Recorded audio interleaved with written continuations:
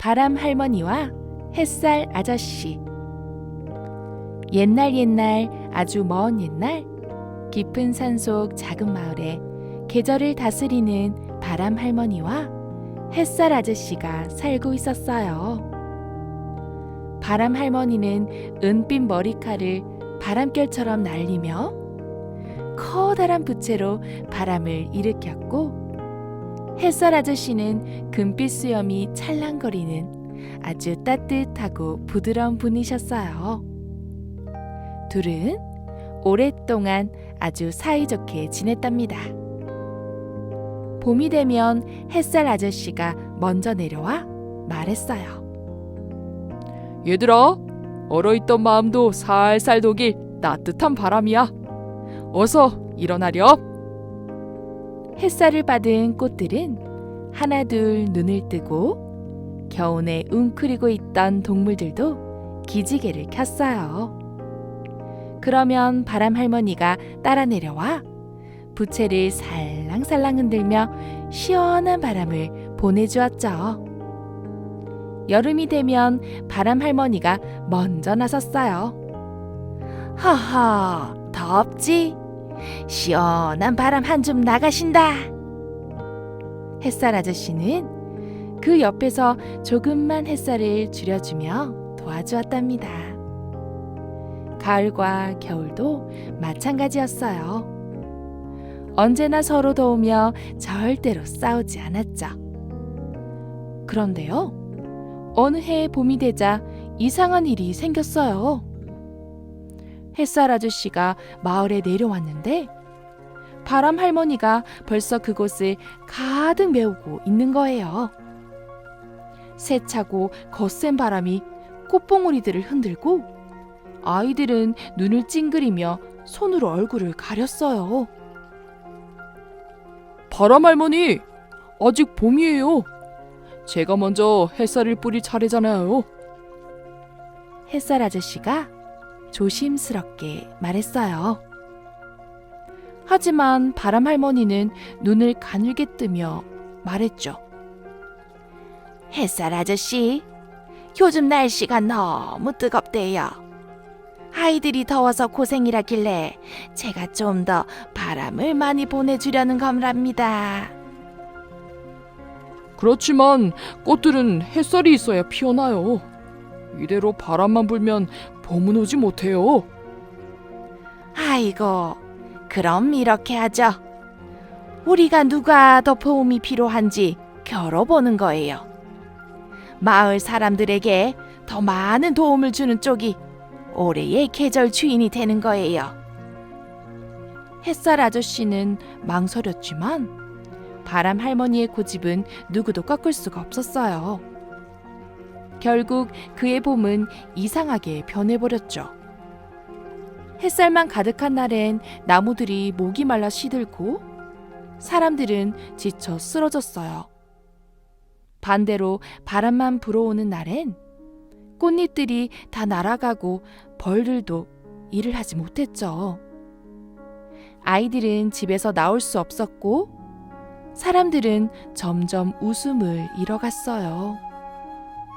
그러던 어느 날 밤 마을의 한 소녀 담비가 작은 목소리로 기도를 했어요. 햇살 아저씨, 바람 할머니, 저희 봄이 너무 그리워요. 싸우지 말고 다시 함께 와주시면 안 될까요? 그 소원은 별을 타고 하늘로 올라갔고 두 분은 하늘에서 그 이야기를 들었대요. 바람 할머니는 부끄러운 듯 머리를 만지작거렸고 햇살 아저씨는 조용히 웃으며 고개를 끄덕였어요. 다음 날 마을에 부드러운 햇살과 시원한 바람이 함께 내려왔어요. 꽃들은 활짝 피었고 아이들은 웃으며 뛰어놀았죠. 나비와 벌도 다시 날아들었고 사람들의 얼굴엔 다시 환한 미소가 번졌어요. 그리고 그날 이후 햇살 아저씨와 바람 할머니는 약속했답니다. 계절은 함께 만들어야 가장 아름답지. 계절은 함께 만들어야 가장 아름답지. 그 약속은 지금도 지켜지고 있어서 우리가 느끼는 봄바람도 여름 햇살도 모두 두 분의 사랑스러운 협동 때문이래요. 친구들, 오늘도 포근한 햇살과 살랑이는 바람 속에서 잘 지냈나요? 내일도 따뜻한 하루가 너를 기다리고 있을 거야. 이제 눈을 감고 꿈나라로 떠나자.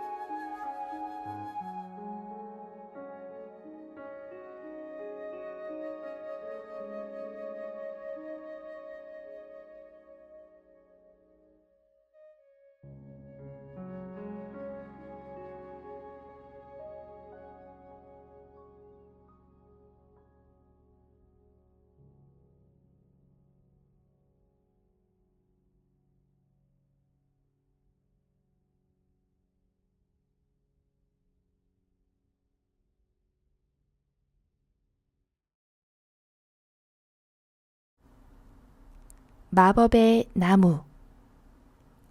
깊고 깊은 골짜기, 푸른 언덕 너머 작은 옹달샘이 하나 있었어요. 그 옆에는 아주 크고 멋진 나무 한 그루가 서 있었지요. 이 나무에게는 특별한 비밀이 있었어요. 마음먹은 대로 나뭇가지를 길게 뻗을 수 있었답니다. 봄이 오면 나뭇가지를 살짝 늘어뜨려 포근한 쉼터를 새들에게 선물했고, 바람이 불면 살랑살랑 가지를 흔들어 잎사귀로 조용한 멜로디를 만들곤 했죠. 하지만 나무는 오랜 세월 동안 이 특별한 능력을 그냥 간직한 채 한 자리에서 조용히 서 있었답니다. 그러던 어느 날 아침, 햇살이 포근하게 내려앉고 바람이 부드럽게 속삭이는 날이었어요. 나무는 기지개를 켜듯 나뭇가지를 흔들었어요. 그때였어요. 촘촘한 나뭇잎 사이로 햇볕이 반짝이고 어디선가 가벼운 날개짓 소리가 들려왔어요. 알록달록한 새들이 하나둘 나무로 날아왔어요. 은빛 날개를 가진 새, 붉은 꼬리를 가진 작은 새, 반짝이는 푸른 눈을 가진 참새들까지. 새들은 나뭇가지 위에 살포시 앉아서 속삭였어요. 나무야, 우리가 이곳저곳 다녀봤지만 너처럼 크고 멋진 나무는 없었어. 그리고는 조용히 노래를 부르기 시작했어요. 나무는 새들의 노래를 들으며 생각했어요. 내가 나뭇가지를 더 멀리 뻗으면 이 아름다운 노래가 더 많은 곳으로 퍼질 수 있지 않을까? 그래서 나무는 천천히 가지를 뻗고 부드러운 바람을 타고 잎사귀를 흔들었어요. 그 순간 마법 같은 일이 일어났어요. 새들의 노랫소리가 나뭇가지를 타고 멀리 퍼져나갔어요. 나뭇잎이 서로 부딪히며 맑고 고운 종소리 같은 소리를 냈지요. 나무줄기는 살짝 떨리며 마치 악기 현처럼 따뜻한 울림을 만들어냈어요. 세상에서 가장 아름다운 음악이 숲속을 가득 채웠어요. 숲속 동물들도 하나둘 그 소리를 듣고 모여들었어요. 사슴은 조용히 귀를 기울였고 다람쥐들은 나뭇가지 위에서 작은 고개를 까딱이며 음악을 즐겼어요. 심지어 바람도 노랫소리에 맞춰 부드럽게 춤을 추었죠. 그날 이후로 마법의 나무와 새들은 매년 봄이 되면 숲속 연주회를 열었어요. 나무는 더 이상 외롭지 않았어요. 새들의 노래와 바람, 나뭇잎의 속삭임이 어우러진 이곳은 언제나 따뜻한 음악으로 가득했으니까요. 그리고 그 노래는 숲을 넘어 언덕 너머까지 퍼져나가 멀리 있는 이들에게도 부드러운 기쁨을 전해주었답니다. 이제 눈을 감고 상상해 볼까요? 부드러운 바람이 불어오고 새들의 노랫소리가 들려오는 숲속을 말이에요. 잘 자요. 그리고 행복한 꿈을 꾸길 바래요.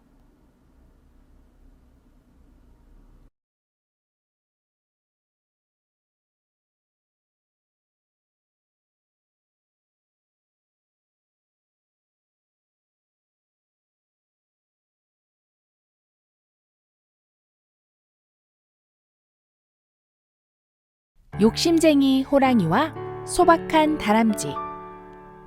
옛날 옛적 깊은 산 골짜기 어느 너른 숲속에 아주 무서운 호랑이가 살고 있었어요. 이 호랑이는 힘이 세고 빠른 건 물론이고 무엇보다도 욕심이 아주 많았답니다. 누가 뭔가를 가지고 있으면 그게 뭐든 꼭 자기가 가져야만 직성이 풀렸어요. 오늘은 누가 뭘 가지고 있는지 한번 볼까?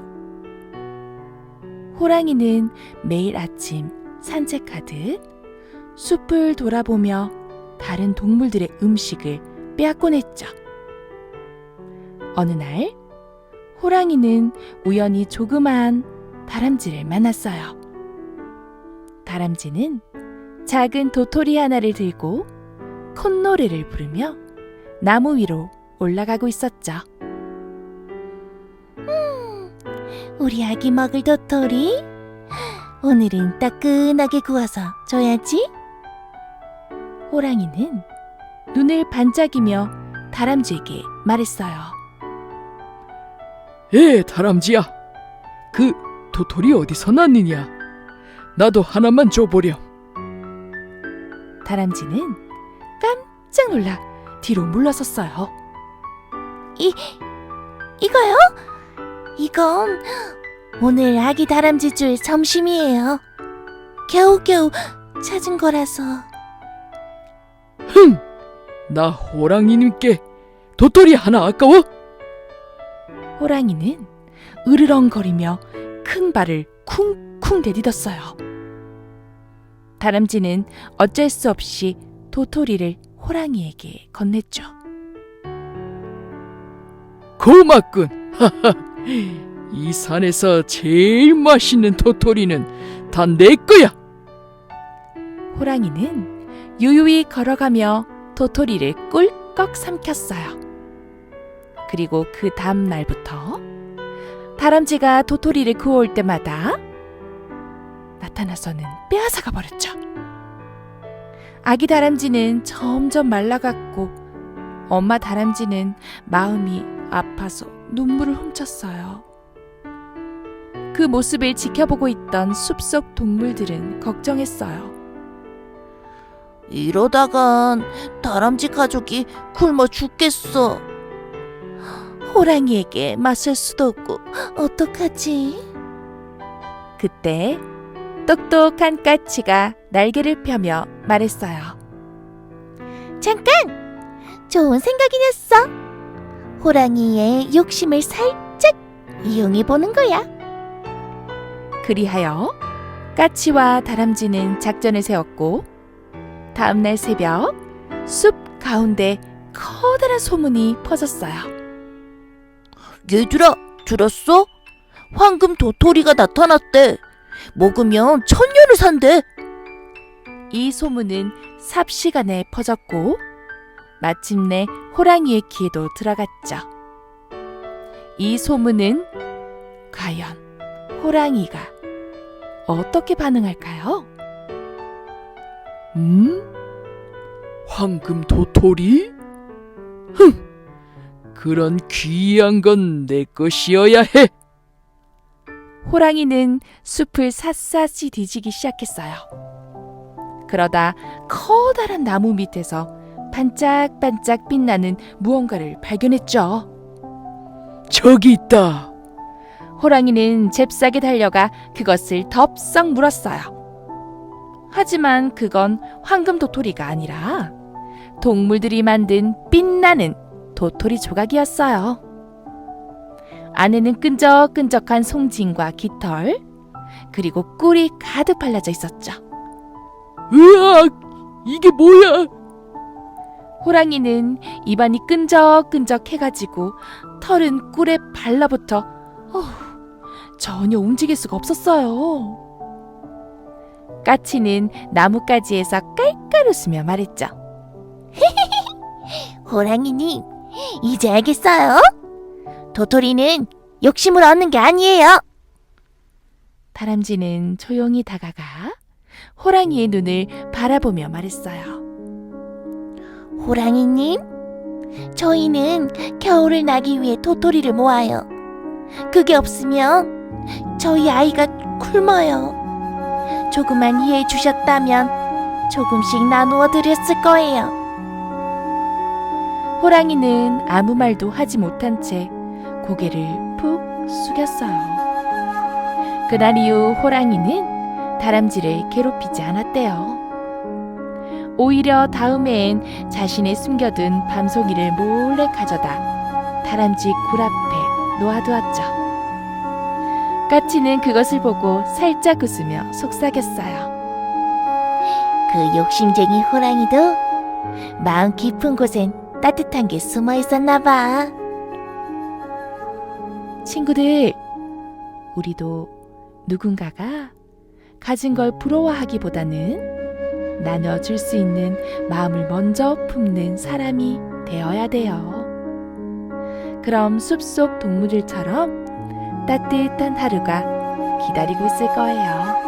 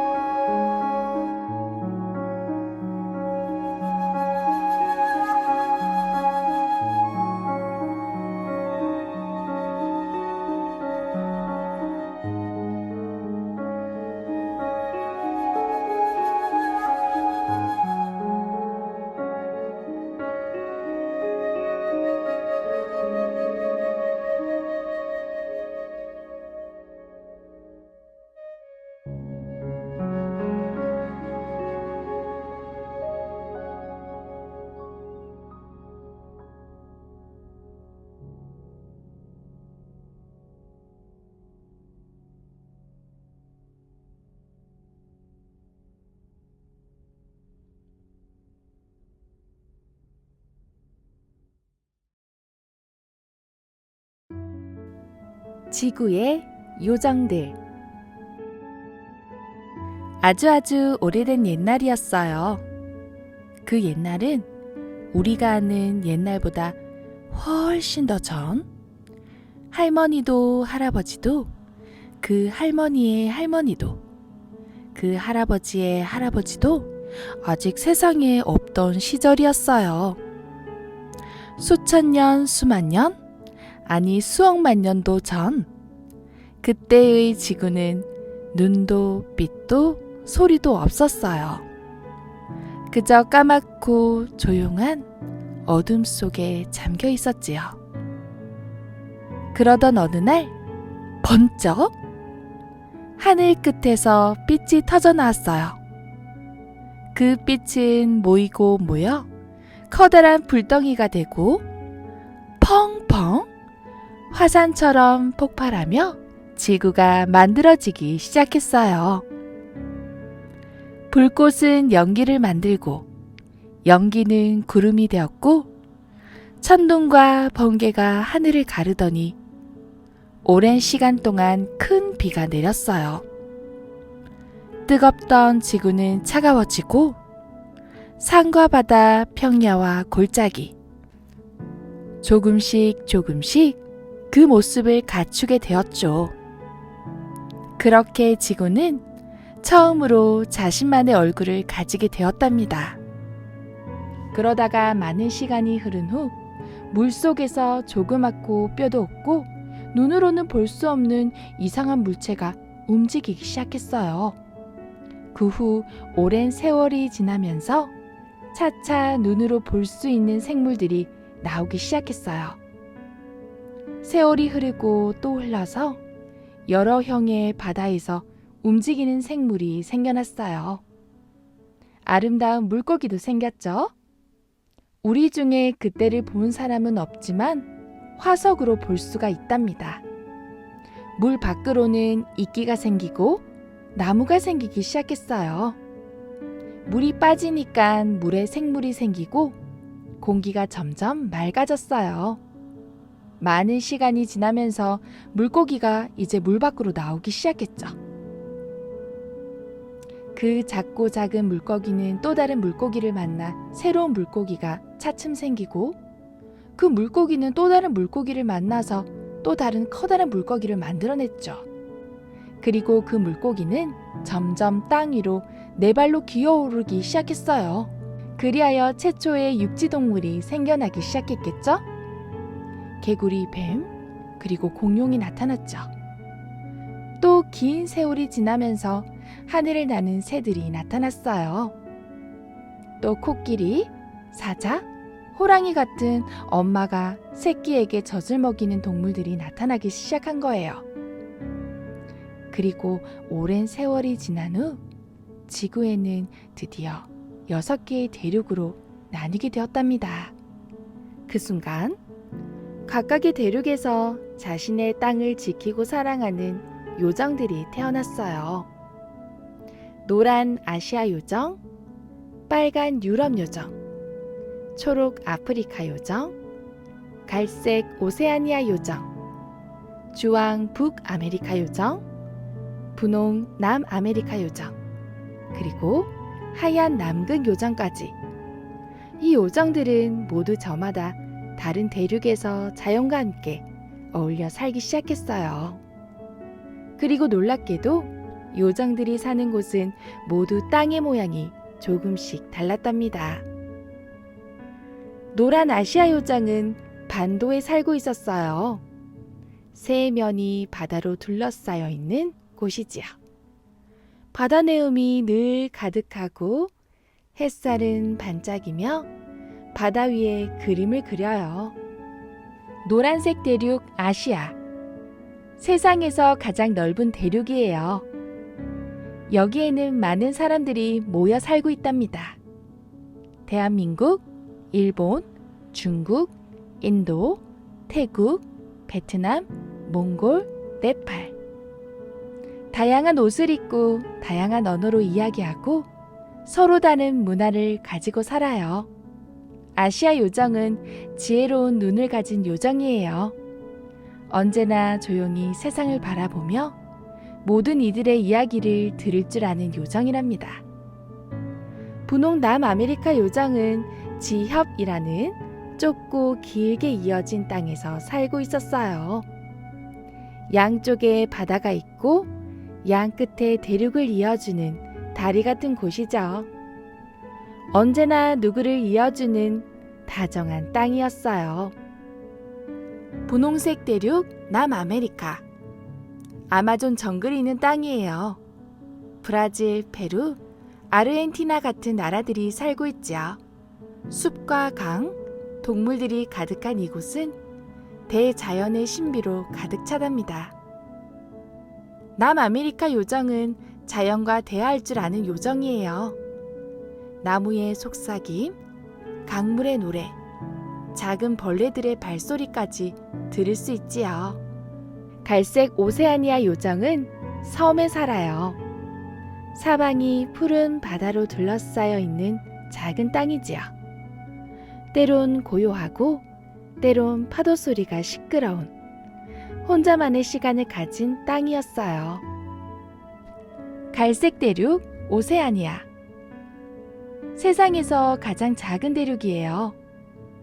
바다 위에 떠 있는 섬들이 많고 호주와 뉴질랜드가 이 대륙에 있답니다. 오세아니아 요정은 작고 빠르지만 누구보다 상상력이 풍부한 요정이에요. 파란 바다와 하늘 사이에는 그림자처럼 움직이며 사람들의 꿈을 찾아다니지요. 주황 북아메리카 요정은 만에서 살고 있었어요. 바다가 살짝 땅속으로 들어와 포근하게 품어주는 곳이랍니다. 파도가 살랑살랑 잔잔한 마음을 만들어줘요. 주황색 대륙 북아메리카.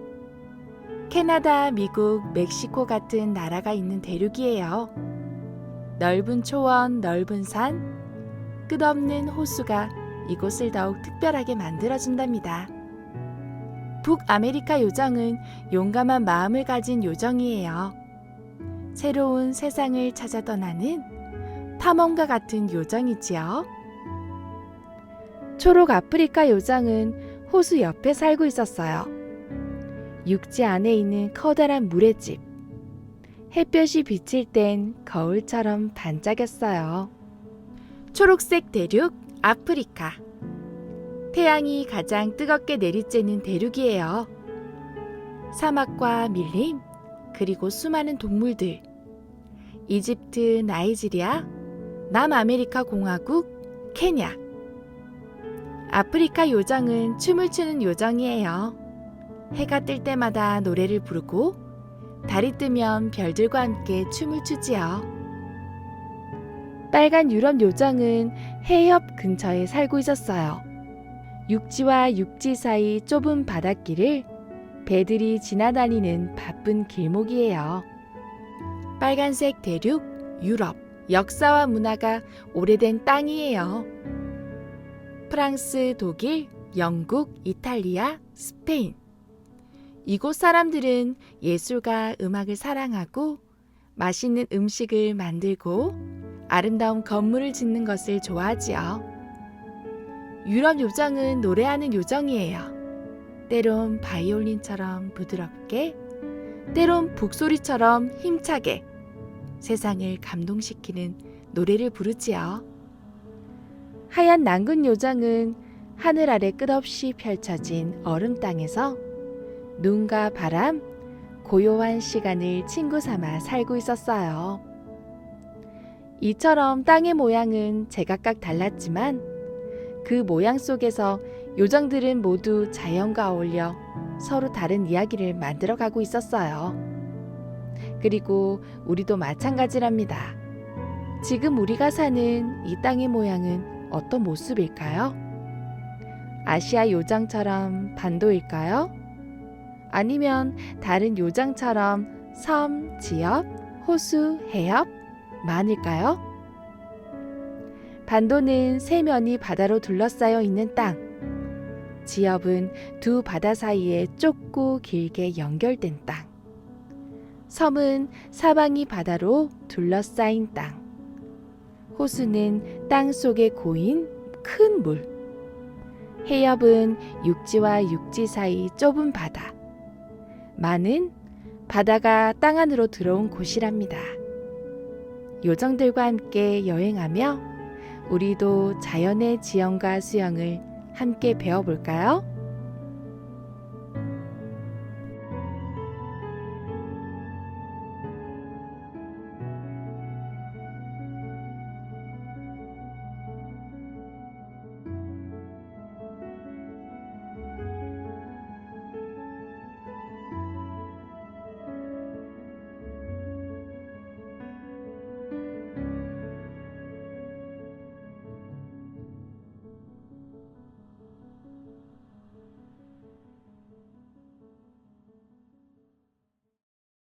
개암 하나 깨물고 방귀 뽕!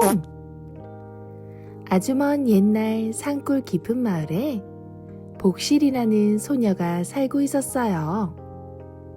복실이는 12살. 키도 크고 기운도 넘쳐서 한 번 웃으면 산도 울리고 밥 한 그릇 비우는데 걸리는 시간은 딱 1분이었지요. 어찌나 밥을 잘 먹던지 마을 사람들은 이렇게 말했답니다. 아이고, 복실이 뱃속엔 밥 창고가 있나벼? 복실이는 홀어머니와 단 둘이 살았어요. 아버지는 일찍 돌아가시고 어머니 혼자 복실이를 키우셨지요. 그래서 복실이는 뭐든 혼자 척척 어른스러운 아이였답니다. 아침이면 새벽 딱 울기도 전에 일어나서 마당을 쓸고 점심엔 지게를 지고 산에 올라 나무를 하고 저녁이면 어머니에게 발 마사지를 해드리며 말했어요. 엄마 발은 내가 지켜줄게. 어느 날이었어요. 복실이는 지게를 지고 산에 올라가다 반짝반짝 빛나는 개암나무를 발견했어요. 그 나무엔 통통하고 단단한 개암이 주렁주렁 열려 있었죠. 오라, 오늘은 나무 대신 개암이로구나. 복실이는 개암 한 줌을 따서 지게에 담고는 하나를 톡 깨물었어요. 방금 뭐야?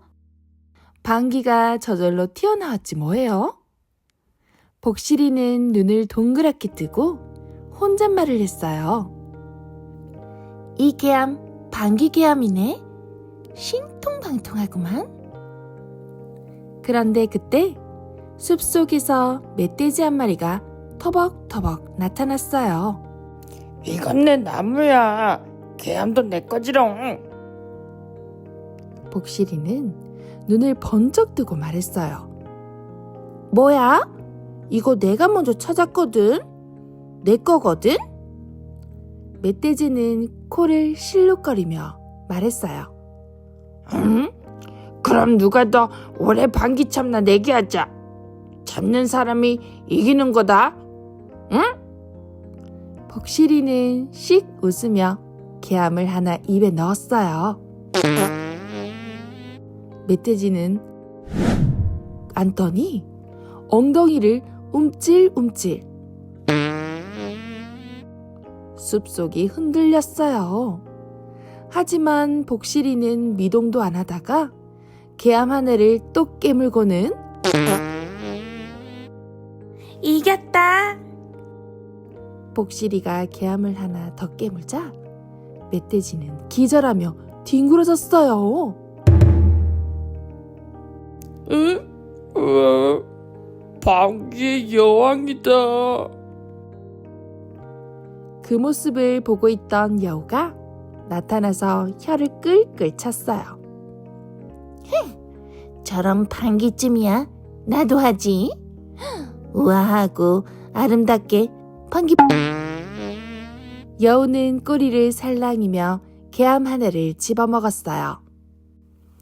하지만 복실이는 두 손 허리에 얹고 외쳤죠. 자, 간다. 복실이의 3연타 방귀에 여우는 날아가듯 뒤로 구르며 외쳤어요. 이런 소녀는 처음이야. 이번엔 원숭이가 나뭇가지를 타고 쪼르르 내려왔어요. 나 원숭이 바나나 장군. 방귀라면 자신 있지? 복실이는 눈도 깜빡 안 하고 개함을 깨물었어요. 으아! 방귀로 노래를 부르다니! 원숭이는 놀라서 나무 꼭대기로 뛰어 올라갔어요. 그날 이후로 복실이는 산속 방귀 챔피언이 되었고, 동물들은 복실이를 보면 인사했어요. 방귀 형님, 만수무강하소서! 복실이는 집에 돌아와 개암 한 줌을 어머니 손에 쥐어들었어요. 엄마, 이거 드시면 웃음이 뻥, 기운이 뻥, 방귀는 살짝 조심하세요. 어머니는 깔깔 웃으며 개암을 깨물었고 방 안에선 조용히 푹! 그날 밤 지붕 위엔 웃음별이 총총 떴답니다.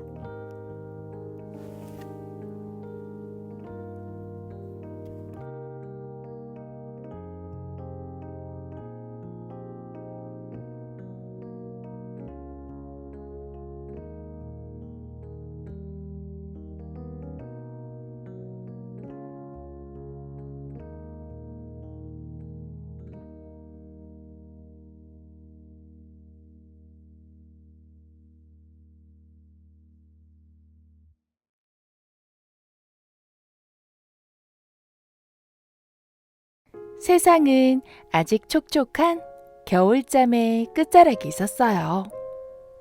하지만 땅속 어디선가 아주 작은 생명이 꿈틀꿈틀 움직이기 시작했지요. 뭐야? 이렇게 따뜻해? 바로 콩벌레 콩이었어요. 말랑말랑한 흙 속에서 조용히 눈을 뜬 콩이는 태어나서 처음으로 봄이라는 계절을 만났지요. 콩이는 동글동글 몸을 말았다가 쭉 펴며 기지개를 켰지요. 살짝 고개를 내밀자 머리 위로 햇살이 살포시 내려앉았어요. 우와, 이게 햇빛이로구나. 콩이는 처음 보는 노란빛에 눈이 부셔 깜짝 놀랐어요. 바로 그때였어요. 살랑살랑 바람이 지나가더니 비눗방울처럼 투명한 민들레 옷씨들이 하늘을 날아가고 있었지요. 우와, 날아다니는 별이다. 콩이는 민들레 씨앗을 쫓아 굴렁굴렁 굴러갔어요. 폴립 위를 지나고 담쟁이 덩쿨을 타고 올라가며 봄의 냄새를 처음으로 맡았어요. 풀 냄새? 이건 흙 냄새. 그리고 이건 민들레 향기? 그렇게 콩이는 담쟁이 덩쿨과 키재기를 하며 1509번째의 폴립에 도달했지요. 그 위에서 콩이는 드디어 세상을 내려다보았어요. 세상은 이렇게 넓고 푸르구나. 그때 어디선가 목소리가 들려왔어요. 작은 콩이야, 넌 왜 저 위까지 왔니? 고개를 돌리자 연분홍 꽃잎에 앉은 봄바람 요정 솔랑이 웃고 있었어요. 나는 봄이 궁금했어요. 따뜻한 햇살이랑 바람이랑 하늘을 나는 저 별들도요. 요정 솔랑은 살짝 미소 지으며 말했어요. 그럼 너에게 봄의 선물을 줄게. 그리고는 콩이의 등 위에 작은 씨앗 하나를 살포시 올려주었어요. 이건 민들레 씨앗이야. 네가 지켜줄래? 봄에 별이 다시 태어날 수 있도록. 콩이는 콧 잔등이 간질간질했지만 정성껏 그 씨앗을 품고 따뜻한 흙밭에 내려놓았어요. 며칠 뒤 그 자리엔 작고 귀여운 민들레 싹이 톡 하고 솟아올랐지요. 콩이는 매일 그 곁에서 새싹과 함께 햇살을 나눴어요. 안녕, 나는 콩이야. 넌 이름이 뭐야? 새싹은 흔들흔들 웃으며 대답했어요. 나는 너랑 같이 봄을 느끼고 있어. 그날 이후 콩이는 봄이 되면 새싹 친구들과 친구가 되었고 봄바람을 타고 모험을 떠나는 꿈을 꾸었답니다. 살랑살랑 봄은 그렇게 콩이의 마음속에 피어났어요. 애벌레의 날개. 푸르른 숲속 조용한 풀잎 사이에 작고 조그만 애벌레가 한 마리 살고 있었어요. 애벌레는 혼자였어요. 친구도 말동무도 없이 조용히 풀잎을 먹으며 하루하루를 보냈지요. 하지만 그 마음속엔 깊은 생각과 따스함이 가득했답니다. 그런데 애벌레가 지나가기만 하면 배짱이와 무당벌레는 눈을 찡그리고 말했어요. 더러워. 못생겼어. 왜 여길 지나가? 보기 싫단 말이야. 애벌레는 그런 말이 너무 속상했어요. 풀잎 뒤에 숨어 조용히 눈물을 흘렸지요. 나는 왜 이럴까? 왜 아무도 날 좋아하지 않을까? 나도 저기 날아다니는 나비처럼 예쁘고 멋지게 날고 싶다. 애벌레는 멀리 날아가는 나비들을 바라보며 살며시 한숨을 내쉬었어요. 바로 그때였어요. 주름진 얼굴, 부드러운 눈빛을 가진 할머니 애벌레가 조용히 다가왔어요. 애야, 왜 그렇게 슬퍼하고 있니? 애벌레는 고개를 떨구며 말했어요. 전 못생기고 더럽고 아무 쓸모도 없는 그런 애벌레예요. 그러자 할머니는 조용히 웃으며 다정하게 말했어요. 아니야, 넌 아직 몰라서 그래. 우리 애벌레도 시간이 지나면 아주 아름다운 곤충이 될 수 있단다. 자신을 조금만 더 믿어줘. 그리고 네 마음을 스스로 따뜻하게 안아줘야 해. 그 말을 남기고 할머니 애벌레는 이제 번데기가 될 준비를 하러 조용히 떠났어요. 조금만 더 같이 있어주세요. 네? 애벌레는 외쳤지만 할머니는 이미 멀리 사라지고 없었어요. 애벌레는 다시 혼자가 되었고 그때 또 배짱이와 무당벌레가 다가와 말했어요. 여기 앉지 마. 네가 지나가면 먼지가 나잖아. 더러워. 애벌레는 밀려나 나무 아래로 쿵 하고 떨어졌어요. 나뭇잎 위에 조용히 주저앉아 눈물만 또르르 흘렸지요. 그런데 그 순간 햇살이 환하게 비추며 공기마저 따뜻해졌어요. 그리고 살랑살랑 눈부시게 아름다운 나비가 애벌레 곁으로 다가왔어요. 애야, 왜 울고 있니? 애벌레는 힘없이 말했어요. 저는 못생기고 더럽고 아무 쓸모도 없는 애벌레예요. 그러자 나비는 애벌레를 바라보며 살며시 웃었어요. 아니야.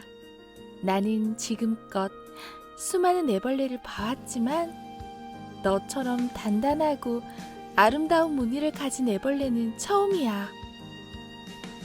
넌 분명 누구보다 멋진 나비가 될 거야. 그 전에 조금 더 기다림이 필요해. 힘들고 외로운 시간도 있겠지만 그 안에 네 날개가 자라고 있을 거야. 그 말을 남기고 나비는 하늘 높이 날아올랐어요. 애벌레는 혼잣말을 했어요. 가지 마요. 조금만 더 같이 있어주세요. 하지만 이번엔 애벌레의 눈빛이 조금 달라졌어요. 조금은 반짝이고 조금은 용기 있어졌지요. 그래, 나도 날 믿어볼래. 그날부터 애벌레는 다양한 잎사귀를 먹고 햇살 아래서 열심히 움직였어요. 그리고 어느 날 작고 단단한 번데기가 되었지요. 번데기 속의 시간은 어둡고 조용했어요. 온몸이 아프고 숨이 막히고 포기하고 싶은 순간도 많았지요. 하지만 할머니의 말, 나비의 목소리가 애벌레 마음속에 조용히 속삭였어요. 넌 할 수 있어. 너는 이미 충분히 아름다워.